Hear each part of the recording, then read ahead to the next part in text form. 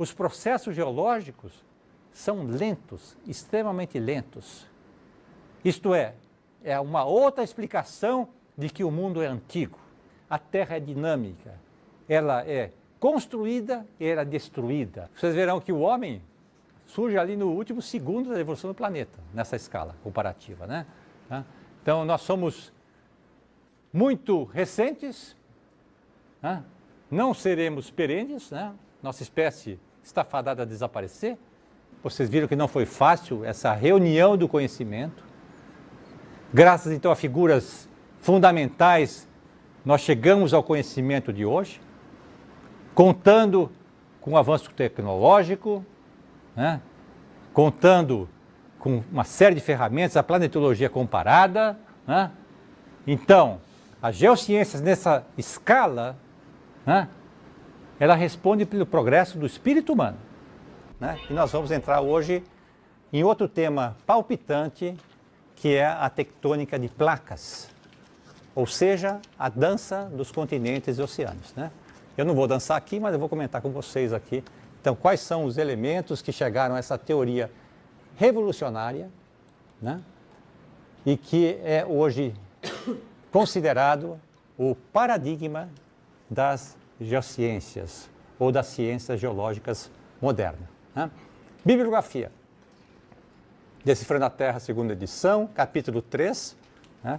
Este é um dos livros textos que nós vamos utilizar. A biblioteca tem vários exemplares, né? Então, a base para essa aula é o capítulo 3 deste livro e também o livro Para Entender a Terra, capítulo 2. Tá? Há também um número especial do Scientific American, Brasil, né? Uma edição especial sobre a Terra. Tá? É de 2007, que reúne também informações muito interessantes, ilustradas sobre o nosso planeta. Recomendo também como fonte de consulta para vocês. Tá? Nessa primeira parte, eu quero sintetizar, vamos dizer assim, a evolução do pensamento, para depois, na parte seguinte, fazer o descritivo desta aula. Tá? Primeira coisa que eu gostaria de comentar aqui é a etimologia da palavra, né? Placa significa laje, grande, rígida, formada por rocha, né? Material sólido. Tectônica, do grego, construir. Tectônica de placas, uma superfície terrestre construída por placas. Ou seja, comportamento físico rígido, né? Essas placas rompidas se movimentam, ora se chocam, ora se separam no curso do tempo geológico, né? Já comentei com vocês que a Terra, os outros planetas do sistema solar têm 4,56 bilhões de anos, né? Então, essa movimentação das placas se dá ao longo do tempo geológico.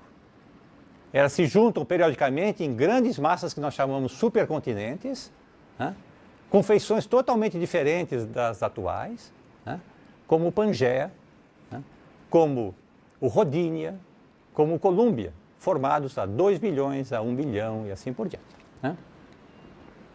Vejam, a teoria é nova, década de 60, 1960. Né? São, o quê? 50 anos. Né? É impressionante como na última década, como avançou o conhecimento, graças à tecnologia. Nós vimos aqui o filme, né? A tecnologia que nos permite, então, trazer esse simbolismo, né? Os recursos computacionais, experimentos diretos do fundo oceânico, ou mesmo na Lua, no Marte, né? E assim por diante. Então, são elementos que o homem utiliza para entender o nosso planeta.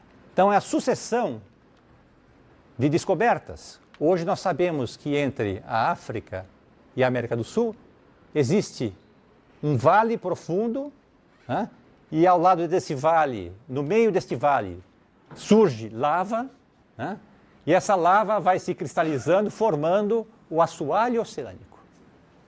Hoje nós sabemos que é este assoalho oceânico acoplado ao continente, à terra imersa, que se movimenta, vai se chocar em algumas partes, vai entrar em subducção, o consumo para o manto, né?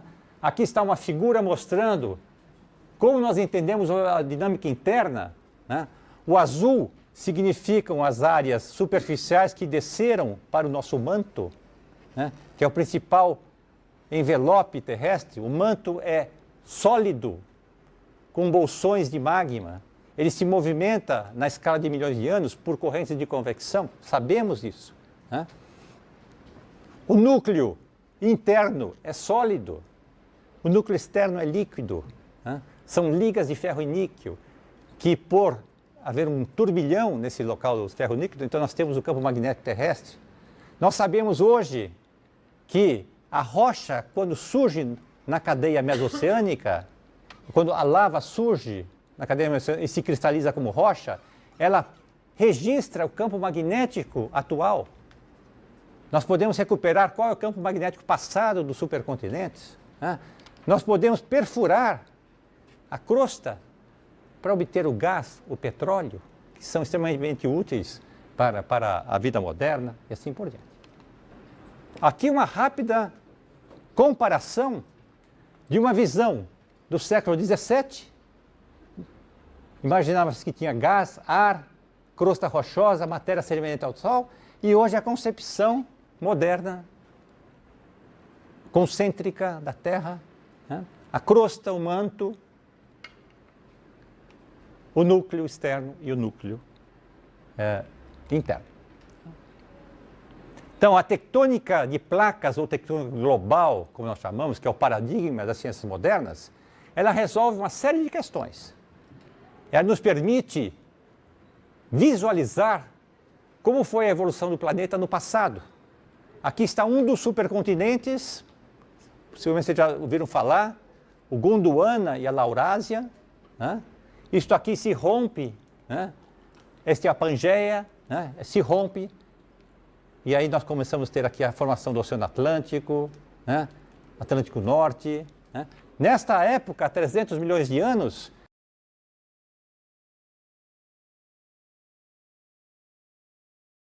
um golfo enorme chamado Golfo de Tétis, né? Onde já havia uma competição de organismos marinhos, né? E a competição de tal forma que as mutações já levavam organismos para as terras emersas. Então vejam, isso é uma coisa extremamente importante. Quer dizer, a tectônica de placas, ela vai nortear o desenvolvimento da vida também. Não só da vida, como também da atmosfera. Uma atmosfera que inicialmente era uma atmosfera extremamente rica em ácidos sulfúricos, gases sulfídricos, gases tipo CO2, né? Que se tornou gradativamente uma atmosfera oxidante, que veio então hospedar a vida como nós conhecemos hoje. Então, a tectônica de placas explica por que nós temos os vulcões e os terremotos em áreas concentradas. Explica a razão de termos tido tsunamis, né? Como este do Japão, apesar de a gente não conseguir prevê-los, né? Mas nós podemos monitorá-los, pelo menos nesse momento.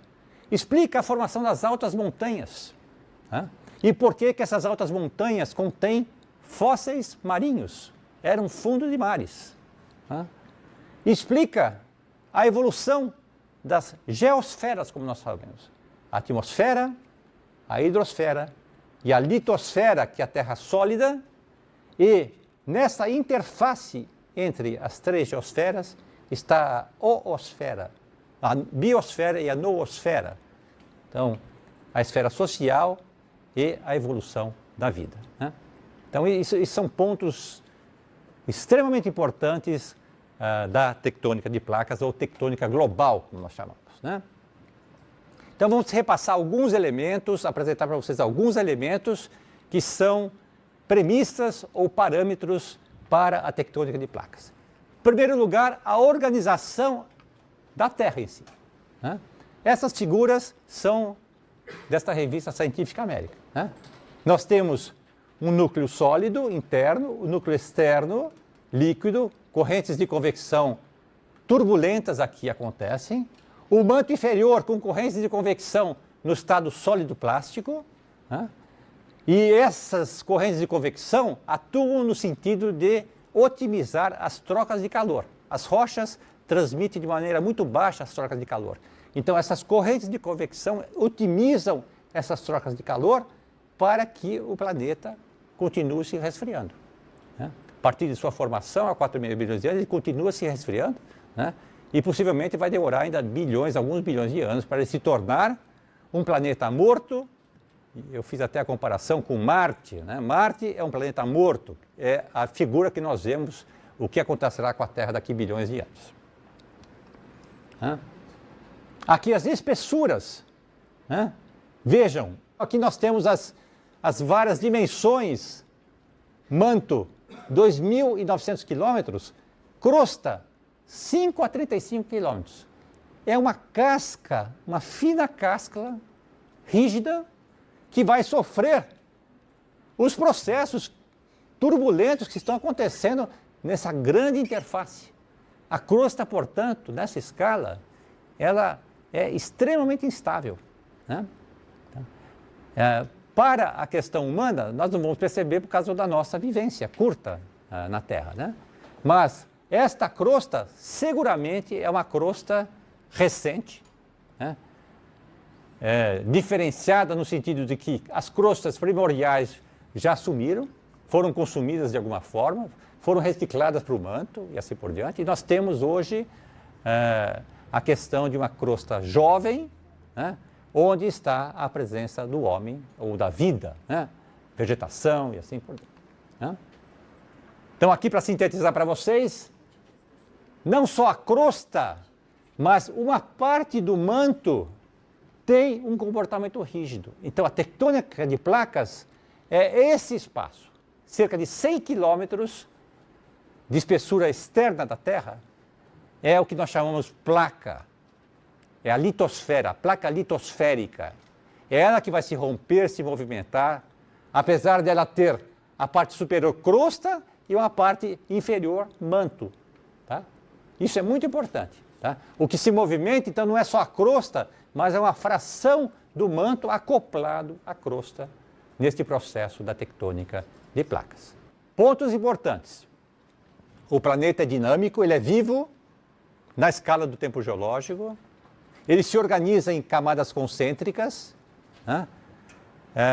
O motor dessa dinâmica é o manto e o núcleo, onde estão as correntes de convecção, né? E eles vão movimentar a litosfera, que é a parte rígida. Todos os planetas, né, do Sistema Solar tiveram a mesma composição, apenas a situação na órbita em relação ao Sol, né, que permitiram nós termos os planetas gasosos, porque é a região muito fria, e os planetas rochosos, como Marte, Terra e assim por diante, né? A dimensão dos planetas vai nortear a evolução particular de cada planeta. Marte foi ativo até cerca de 1 bilhão de anos atrás. Lua, pequena, foi ativa até 3,7 bilhões de anos atrás. Então, a dimensão do planeta é que vai nortear até quando será a sua vida. Tá? Os elementos que, vamos dizer assim, fundamentam a vida natural de um planeta, calor e pressão. Tá? Calor, elementos radioativos. Tá? Pressão, choques de meteoritos naquele adeano, no inferno terrestre, né? Que transformam o impacto em calor. E a força gravitacional. Marte teve da mesma forma. Só que a dimensão do planeta foi de tal forma relativamente menor do que a Terra, de modo que ele se estabilizou, morreu há 1 bilhão de anos atrás. A Terra, calcula-se que daqui 3,5 bilhões de anos também vai esmorecer, né? Bom, aqui é apenas uma figura mostrando essa síntese dessa informação, né? Que a gente pode fazer analogias com Becker, né? Se a gente colocar aqui mel, né? um líquido denso, né? Então nós veremos as correntes de convecção tridimensionais, né? E aqui então sintetizo a litosfera, que é a calota rígida, e o que está abaixo dela nós chamamos astenosfera. Tudo isso é sólido, gente. Nós temos só bolsões no manto que são factíveis de serem fundidos, porque sempre a pressão e temperatura. Se a pressão diminui e a temperatura está alta, funde a rocha. Tá? Então, são esses os elementos que norteiam a presença de material fluido ou não. Variações de pressão, temperatura e densidade desse material, né? E o que vai atuar essas correntes de convecção? Vão atuar no sentido de escapar o calor do planeta. Ok, então esse é a fotografia atual da Terra. Nós temos grandes áreas imersas, os continentes, né? E enormes, gigantes oceanos. Quer dizer, é o substrato rochoso, né? Que está abaixo dos oceanos, né? Mais as terras imersas que se movimentam da forma de placas. Tá? Nós vamos detalhar quais são as principais placas, cerca de 20 placas aproximadamente, né? Nós temos placas constituídas somente de material de assoalho oceânico e nós temos placas que conciliam material imerso, continental e parte oceânica também. Tá? Nós veremos isso mais adiante. Né? Quais são as ferramentas que nós utilizamos para estudar o interior do planeta ou mesmo mapear, né, esta região oceânica, né? Sísmica, né? A sísmica vai permitir, né, com navios, né, representar, né, interpretar essas ondas sísmicas e interpretar então como é o fundo oceânico, né? Então é possível se fazer todo um recobrimento dos oceanos, usam-se submergíveis automáticos também, né, que podem fotografar e inclusive monitorar, né, o assoalho oceânico a 12, 10 quilômetros de profundidade, né? Esses submergíveis chegam, né, e podem, então, fotografar esses ambientes. E numa dessas campanhas, né, se fotografou algo inédito, né, exatamente naquele vale oceânico, né, a presença de material de fumaça vulcânica com nutrientes, né, então material aquecido saindo de fissuras do assoalho, e nesse ambiente a presença de vida, né, totalmente diferente da vida imersa, né, e que se alimenta desse calor vulcânico, dos nutrientes vulcânicos que aqui aparecem no assoalho oceânico. Terra e vida evoluem juntos, já antecipei isso para vocês. Né? Então, as modificações da paisagem são induzidas pela grande tectônica de placas, pela tectônica global. Então, vales, montanhas, rupturas no assoalho oceânico, né? Deposição de sedimentos, né? A subida ou descida de mares por causa de glaciações, né? Ocorre uma glaciação, a água se aprisiona nas calotas polares, o mar desce, né? E assim por diante. Quando tem degelo, esse mar sobe, né? Montanhas com material extremamente deformado, né? Tudo isso, então, vai ser induzido pela tectônica de placas e, mais importante ainda, as espécies evolutivas, né, vão representar estágios de adaptação nesses novos sítios formados ou, eventualmente, extinções por conta de modificações climáticas importantes. Por exemplo, se nós tivéssemos hoje um episódio vulcânico global, tá? Fumaça vulcânica, cinzas vulcânicas permeando a nossa atmosfera, obliterando a luz solar, o que nós teríamos? Iria dizimar a vida, né? Possivelmente até a nossa vida, né? Porque a nossa, nossos recursos da agricultura, né, seriam contaminados, né? Os animais seriam contaminados, né? Não teríamos luz solar, né, e assim por diante. Então vejam como é importante os episódios naturais da influência da vida no planeta. Ou, eventualmente, um choque de um imenso bólido na superfície terrestre, causando maremotos, tsunamis enormes, gigantescos, né? Iriam dizimar, né, as regiões costeiras. Bólido é um meteorito enorme, quer dizer, é uma figura, um bólido, né? Tá? Um corpo planetário não identificado que cai na superfície terrestre. E agora nós vamos passar então por um detalhe em relação à tectônica de placas, mostrando um breve histórico para vocês, né? Como eu disse, está muito bem registrado no Desafio da Terra, no capítulo 3º, né? E a partir do registro histórico nós vamos então mostrar para vocês os elementos que são característicos da tecnologia de placas, né? Bom, eu já comentei com vocês que a tecnologia de placas é um paradigma moderno das geociências, né? E ele explica, então, essa série de produtos geológicos, erupções vulcânicas, cadeias de montanhas, como os Alpes e Himalaia, né? A cadeia mesoatlântica no meio do Oceano Atlântico, né? Porque nós temos tsunamis, né? E a evolução da vida e da atmosfera ao longo do tempo geológico. Certamente vocês devem ter lido, né? Ou assistido, né? Aquele episódio trágico, né? Do tsunami no Japão, né?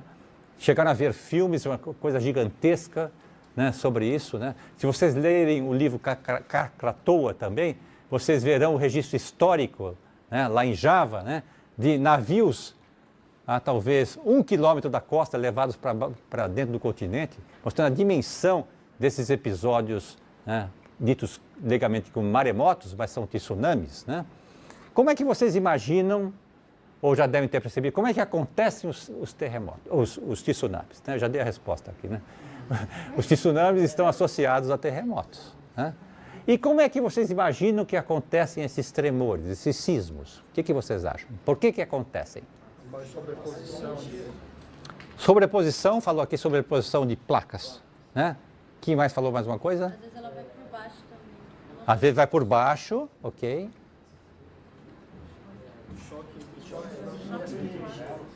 Migração de energia. Essa pode ser o mecanismo, né? Migração de energia no mar, né? Agora, essa energia é originada de onde, gente? O que vocês acham? Abalos no manto da Terra. Bom, a ideia é mais ou menos isto.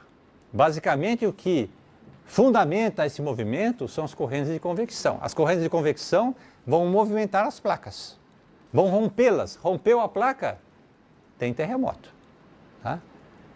Se romper a placa numa lâmina d'água, né, esse deslocamento vai induzir o tsunami. Induz o tsunami de maneira circular. As ondas se propagam, igual quando a gente joga uma pedra na água, né, que a gente vê aqueles círculos, né? Então são transmissões, né, de ondas no ambiente aquoso, né? Essas ondas vão cada vez mais se distanciando desse foco, né? E essas ondas chegam próximo à costa, onde é raso, já é raso a lâmina d'água, né? Então essas ondas, a corrente das ondas, né, que tem uma amplitude própria, né, elas chegando perto da praia, elas aumentam, né, e criam o tsunami, tá? É esse o mecanismo que vai afetar milhões de pessoas, né? Historicamente afetou milhões de pessoas, e a despeito de toda a revolução tecnológica, né, nós continuamos sofrendo as consequências. Os países mais pobres sofrem mais as consequências do que os países mais ricos. Mas o Japão, vocês viram, né? Apesar de eles terem uma barreira de controle sísmico antecipando a chegada do tsunami, mas aquilo foi uma coisa gigantesca, né, que dizimou. Aliás, há pouco tempo atrás, 2 semanas atrás, saíram algumas fotos mostrando essas cidades, né, totalmente dizimadas ainda, né? Então, os limites de placas são propícios não só a tsunamis, como também a terremotos, tá? Agora, tem outro processo que também causa terremotos, né, que são, ou tsunamis até, que são grandes deslocamentos de massa. Montanhas, se uma parte da montanha desce, né, isso cai no mar, né, esse impacto também causa tsunamis, né? Existem exemplos no Havaí, por exemplo, né, que já foram registrados, então, enormes deslocamentos, e os cientistas interpretam que isso foi causador de terremotos no passado, né? Eu me lembro que quando houve um episódio recente, eu tenho a impressão que foi o tsunami de Sumatra, né? Eu fui entrevistado por um repórter, né, que queria por toda a lei que eu falasse que a nossa costa, a costa brasileira, seria dizimado por tsunamis, né? Mas, professor, não vai ter um tsunami aqui? Eu falei, não, eu acho inviável. Mas tinha um vulcão Vieja lá na colônia espanhola, no norte do Oceano Atlântico, né? E esse vulcão, ele tem riscos de haver grandes abatimentos de blocos. Ok, se isso acontecer, possivelmente teremos. Quando acontecerá, falei, não, por favor, não extrapole a informação, né? Então, olha, são dois os processos, né, que afetam o planeta. Lembram-se de Hutton? Criação e destruição. Criação e destruição. Aqui, olha. Criação. Abertura da crosta ou da litosfera e nós criamos magma, crosta e oceano. Criação. Destruição. Né? Consumo da placa, né? vai acabando, vai morrendo um oceano, né? E isso cria uma cordilheira. Destruição. Criação e destruição são os processos fundamentais que vão orientar a dinâmica do planeta. Né? Tudo começou, vamos dizer assim, empiricamente, por esse senhor Alfred Wegener, 1880 a 1930, já pensando cientificamente. 1500, Francis Bacon, 1600, né, já tinha observado a semelhança das costas, mas não sabia explicar o porquê. Né? Mas esse senhor, eu já comentei com vocês, nessa época, os cientistas, os naturalistas, eles eram especializados nas mais variadas, né, especialidades. Né? Meteorologista, agricultor, matemático, químico. Né? E esse também explorador, viajava aos polos, né, na busca de respostas aos seus questionamentos. Né? E esse senhor, então, cientista alemão, né, ele retomou essa questão dos contornos similares dos continentes, né, e observou mais que alguns fósseis do lado africano eram parecidos com os fósseis do lado americano. Fósseis da Austrália, idem. Fósseis de plantas parecidos na Austrália, na Ásia, América do Sul. E veio aquela ideia sagaz. Será que esses continentes não estariam juntos, todos, no passado? Uma ideia plausível, né? Revolucionária, mas plausível. Né? E ele propõe, então, esse continente chamado Gondwana, justamente montando quebra-cabeças, né? Com essas espécies, com essa comparação. Né? E um dos elementos mais interessantes foi um lagarto vivendo em águas rasas que aparecia na África, em fósseis, né? Fossilizado, material fossilizado, na África e na América do Sul. Né? E ele usou esses elementos, então, para propor essa sua ideia revolucionária, né? Em 1912, que foi considerada como uma geopoesia na época. Né? Foi simplesmente descartada, porque era uma ideia tão revolucionária que a ciência não estava preparada para adotá-la. Ele não conseguia explicar, por exemplo, por que as massas teriam se movido de uma posição pretérita unida para uma posição pretérita, como os continentes que se via naquela época. Né? Então, os elementos que ele utilizou, a semelhança entre as costas, só que ele não sabia da intensidade dos processos superficiais, erosão. Né? Erosão seja marinha ou seja eólica, né? Que seguramente afetaram toda essa superfície. Na verdade, o ajuste melhor está embaixo d'água, que é a antiga linha de costa, quando o continente ficou gelado, há 18 mil anos. Se nós pegarmos esse controle, os oceanos mais baixos, 100 quilômetros abaixo, o ajuste é muito interessante realmente.